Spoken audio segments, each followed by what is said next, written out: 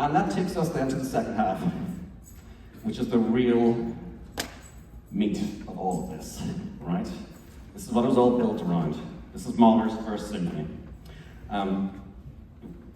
Written in 1888, it wasn't a symphony to start with. It started life as a tone poem, and he used the title Titan to describe it, and become a symphonic poem. It had 5 movements, well 4. One of those movements got cut out, and finally it became the symphony that we know today, which is the first symphony, which is in 4 movements. As I say, nature plays a huge part in this, right from the very beginning. I talked about the originality and unique quality of Rospighi's The Birds. It takes originality to a whole nother level. The very opening, I mean, who could come up with this? This is what it is. It's the entire string section playing the note A, right? Sounds simple enough, boring enough, yeah. Except he puts it into 7 octaves. So it's the entire. If you play every A on the piano, that's the opening. And of course, it also sounds like what it does on the piano. So I have it here, and I will just take a listen to the opening of this, because it really is a unique and original thing.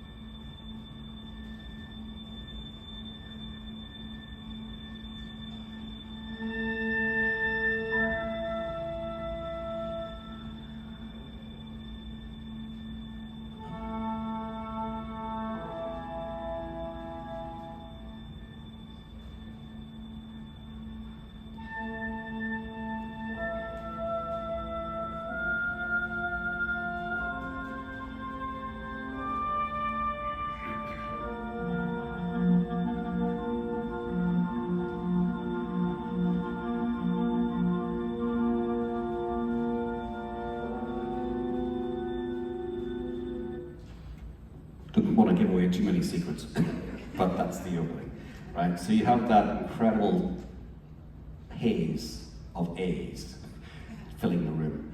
It's like that. It's like a summer morning, very early. It's just that haze, timeless, just hanging in the air, and the note A, which is very significant for musicians, of course, because why is A important? It's the note that we tune to. So this is like just a massive tuning. The opening, that's all it is. And then you get this. Right? And that turns up everywhere in this symphony. It's just a drop of a fourth. Alright, there's your cuckoo. Now for Mahler, the cuckoo didn't work, because the cuckoo was defective. He needed a fourth, not a third, harmonically, right? He wanted to go, so he can go from tonic to dominant, but that doesn't do it. So he decided he's going to genetically create his own cuckoo, and he did. And you hear that all over the place, and you hear the clarinet plays it, pop, pop, pop, and that's his version of the cuckoo.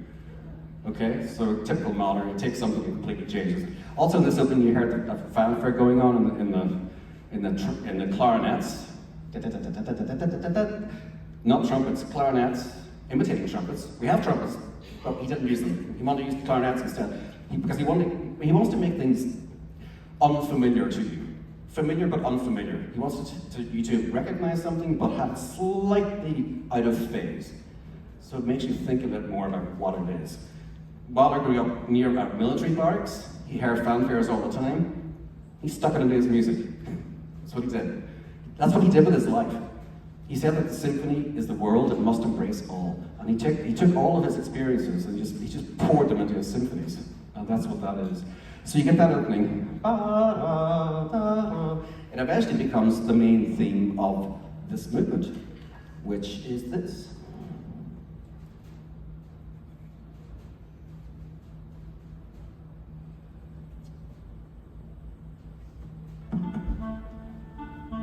Okay.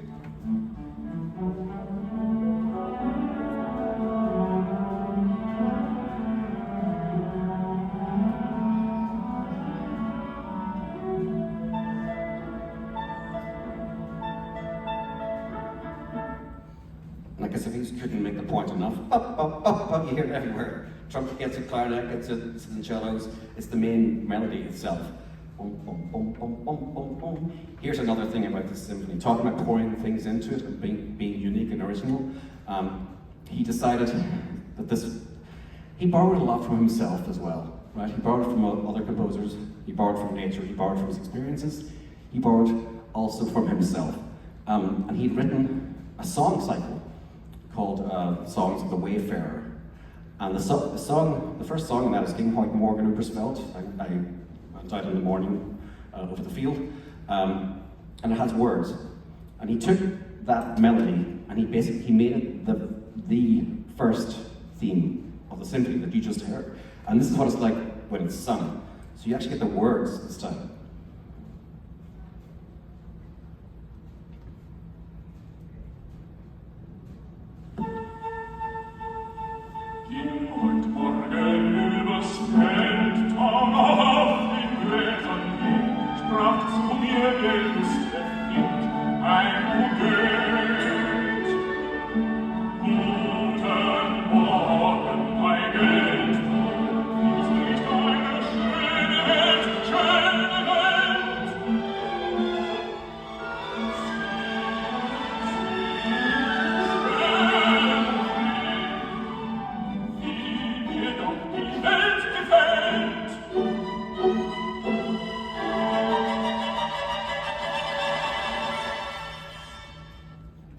Right, so he's borrowing it from his own song. And it's about this young man who's going out into the world, full of life, full of optimism, full of hope. And that's what the first movement, that's where the humanity comes into the first movement, right? You've got all the nature surrounding it. And then there's this. This is the actual human being in the middle of it, right? So it's an incredible mix. It's a cauldron of all of Mahler's experiences as a human being, but also as a part of nature. And he just pours it into this symphony, unlike anything else. So that's basically the first movement. It's also, it's a long work, it's a huge orchestra. I mean, I'll read should I read the orchestra list, or we might take the whole rest of the time? It's got 4 flutes, 3rd and 4th doubling piccolo, 4 oboes, 3 oboes, 3rd doubling English horn, 4 clarinets in B flat, A and C, 3rd doubling bass clarinet in B flat, 4th doubling E flat clarinet, 3 bassoons, 3rd doubling contrabassoon. That's just the wind section. Then you get 7 horns, we have 4 trumpets, 3 trombones, bass tuba, 2 sets of timpani, all of the percussion, harp, and strings. So it's enormous. It's a huge orchestra. And you might think that that's just going to be loud the whole way through. That's the thing about Mahler. He doesn't always use it all the time. He's kind of like a very protective owner of a Ferrari. Right? You're not going to put it flat out all the time. You're going to take care of it. You're going to be like, drive. Have you ever seen like people driving really fast, like cars that can go really fast and they're driving really slow? And you kind of, why? Well, you know why, because they're really expensive. You don't want to wreck. So, Mahler does that. He kind of takes the texture and makes it very chamber-like. All sorts of quiet moments. It's good. There's a lot of grotesque stuff as well in there. But in the middle of the first movement, it gets incredibly quiet. The dynamic is piano, piano, piano. 3 pianos for everybody. Super quiet. So he does this, he goes between these really quiet, still places and then loud outbursts, either triumphant or in struggle. But he's often going between these two. So it's not loud like all the time. It certainly has that capacity, but it's the quiet moments. So the second movement is more traditional, I suppose. It's a minuet and trio, which is what you might expect in a symphony. So it's a dance, right? It's in 3/4, ba ba ba ba ba ba. And he said this is the guy, our guy writing the Wayfarer songs. He's now out in life, set full sail in life. And that's what this movement is really about. It's so energetic and optimistic. And in the middle of it, it's got this trio, which is a Ländler, an Austrian dance, which is really quiet and yeah, gentle. And then you come back to the minuet again. So it's a simple thing, but again, the idea of this human being in the world, right? We're not talking about necessarily their inner thoughts, we're just talking about them out in the world doing it. Then you get to the third movement, and the third movement, so I'll make sure I've got everything here. Yeah, so the third movement is really grotesque. This is a funeral march. You gotta remember, Mahler grew up in a family where a lot of his siblings died in childhood. And the coffin was actually quite a normal piece of furniture in their house. You know, it happened a lot. And in fact, one of his early works, I think he was 9 years old, he wrote a polka and funeral march. That was a polka and funeral march, right, at the age of 9. So he had this, I mean, he had this disturbed childhood, and it certainly impacted a lot of his work, his expression. And it's also this combination of, you know, extreme pain with banality. Happens a lot in Mahler, you know, happens a lot in life. Just, you know, they've got these banal moments, but just surrounding these incredibly painful moments as well. And that was a big part of how he wrote his music and what he was trying to express. In this one, it's all based on a wood carving by Moritz von Schwind. And the wood carving is of a hunter's funeral. And carrying the hunter, the pallbearers, are all the animals of the forest. And they're all crying. So here's the hunter who spent his life trying to kill these animals, and now they're the ones carrying them, and they're all weep, weep, weep, weep, weep, weep. It's crocodile tears, of course, but that's the image that he's trying to get across. It's that weird, that grotesque, and he uses a lot of strange techniques in this. The very opening, he takes a normal.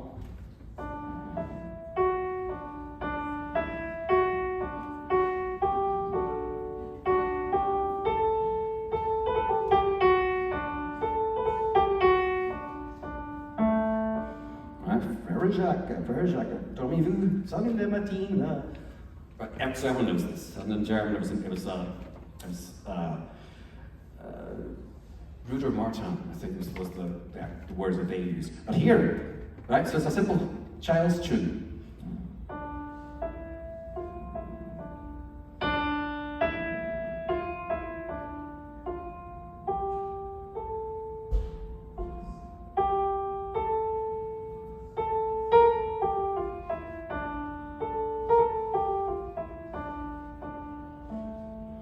Takes it from the major, puts it into the minor. And he gives it to one of the most unusual soloists you would imagine.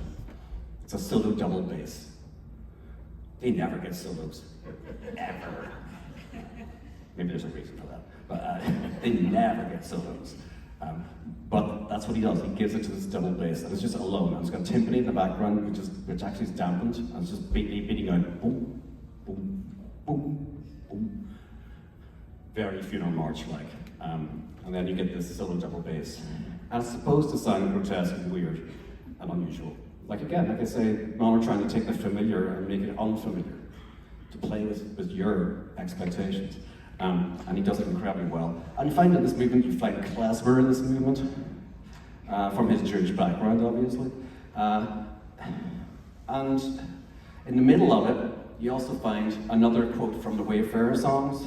It's so beautiful, it's so quiet, and it's under the linden tree, are the words. Aus der Straße steht ein Lindenbaum. In the street there stands a linden tree, and our hero is lying underneath it resting. And he uses the song again, brings that back, puts it into the symphony. No words this time, but you're supposed to understand the context. So that's how Mahler wrote his music. And that's the end of the third movement. And then we get to what I've called the monster or the beast, which is the last movement. And it's about 20 minutes long, which is a third of the symphony, is the last movement, and it is enormous. And you know, I said Mahler reserves his Ferrari moment. Well, this is where you get it. This is it. The opening is just a bolt of lightning crashing through the clouds.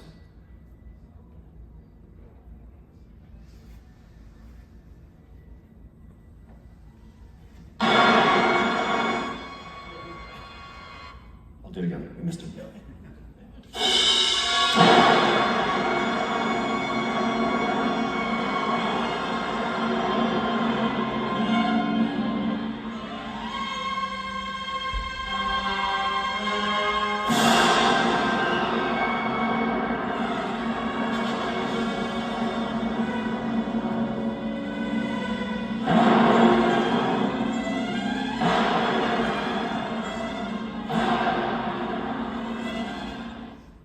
Right, so it's pretty violent, it's pretty crash, bang, smash.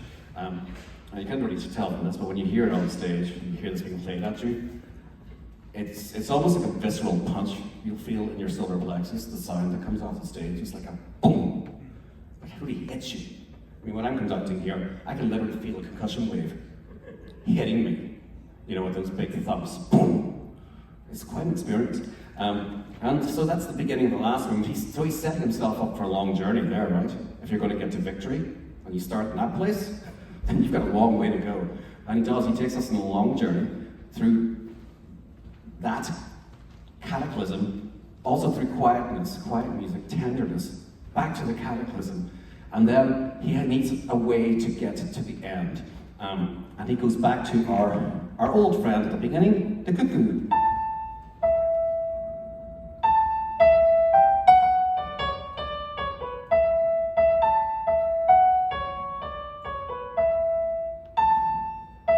Right?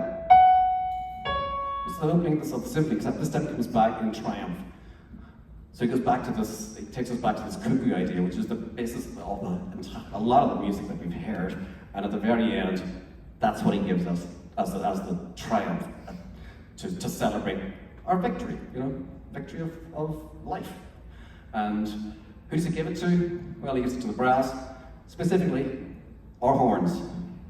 And you're going to find 8 horns at the back, right back here. And at the very end, just in case he didn't make the point strong enough, he asks all the horns to stand up. And we're doing that. Our horns weren't really too happy about it, but I'm like, no. Mahler writes it, we're going to do it. So if they don't fall off the stage, it will be a miracle, but they will be standing at the end, and this is the end of the piece. This is how it ends.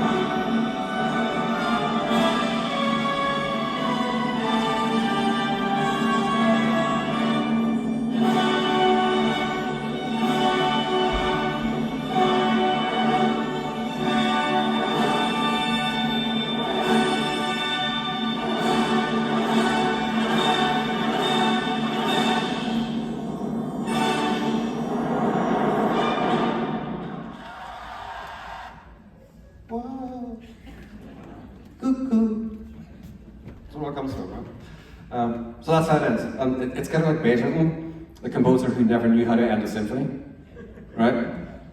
Like the end of Beethoven 5. Bum, bum, bum, bum, bum, bum, bum, bum, bum. And I mean, for me, the reason that is because the journey is so long from such darkness, you have to counterbalance it with that at the end, with that weight. And that's kind of what Mahler's doing here. He's just pounding away at D major. There's really nothing else to it, but wow, pretty impressively done. And again, seeing that live, with all of that happening up there, is an incredible experience. And it's a piece that's really not done a lot by kind of regional orchestras. It would be done by major symphony orchestras probably once a year. But it takes a lot to do that. And we did one performance of it as well. And we all this work just for this one performance. So we're going to give it our all today. And thank you all so much for being here. If you could think about subscribing for next year, for our series next year, that would be wonderful. But in the meantime, have a wonderful summer and enjoy the concert. Thank you. Thank you.